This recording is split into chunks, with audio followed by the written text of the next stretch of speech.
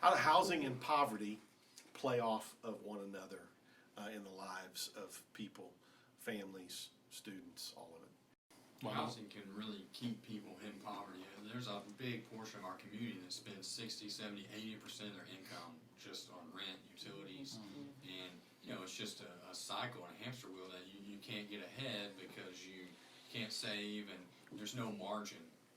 If something bad happens, they don't have any kind of margin because they're spending so much of their income on housing.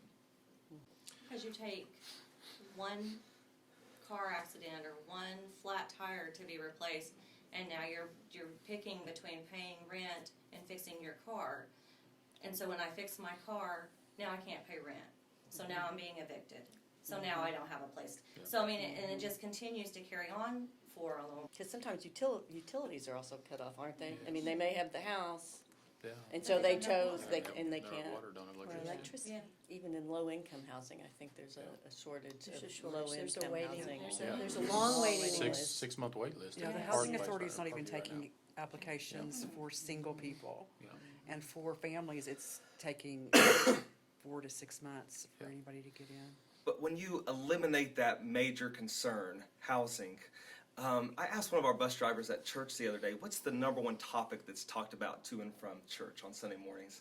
And he said, oh, Mark, far and away, the number one topic of conversation and concern is, where am I going to stay this week? Housing is just, but it's been unique to watch that when you eliminate that major concern, it frees them up to begin to able to address some of these other concerns in their life. When I'm not just bogged down with concern with housing, then I can start paying off my court cost, I can finish my GED, I can start focusing on parenting classes, and just, it gives them the freedom to address all these other contributing factors in their life. So just really remarkable to see how many solutions that housing can solve. It's been heartbreaking for us. One of the needs that we do at Shared Blessings when it comes to students is that we provide beds. When a counselor or a teacher reaches out to us and said, I found out a child is sleeping on the floor, or on a couch, or multiple students in one bed, then we come in and provide a bed. But one of the things that we have learned over the past couple of years is that we can't just always give a normal frame, box springs, mattress, and everything, because they literally move so often that it gets left behind the first time they move. So we've had to find ways to provide different kinds of beds that are easily moved from one location to another, so they don't get left behind each time that happens. I can't even imagine what it feels like to have that kind of instability in your life. I can't imagine what a student feels. And Mark, as you're saying, just the things that you have to think about, and as a parent, what you have to think about when you know it's coming. Yeah. It's coming. 2 months from now, a month from now, we're going to have to find someplace else.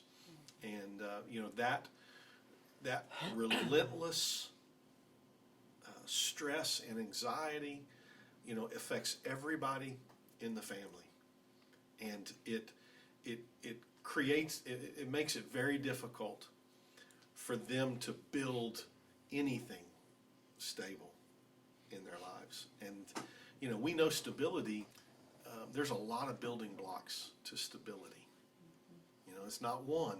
Now there's some big ones as we're talking about, but there's a lot of building blocks to stability. We watch that with working with ladies at the Hope House, transitional homes and things like that, because one of the main things we're working with them is it's just piece by piece by piece, brick by brick by brick, to get to that place where life becomes stable, where you have some margins, where everything's not being pulled out from underneath you in a moment's notice.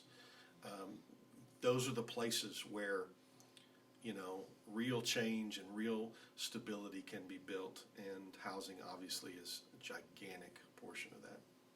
And it's a tough area to address because there's so many facets of it. There's a large chunk of our community that they're never going to own a home.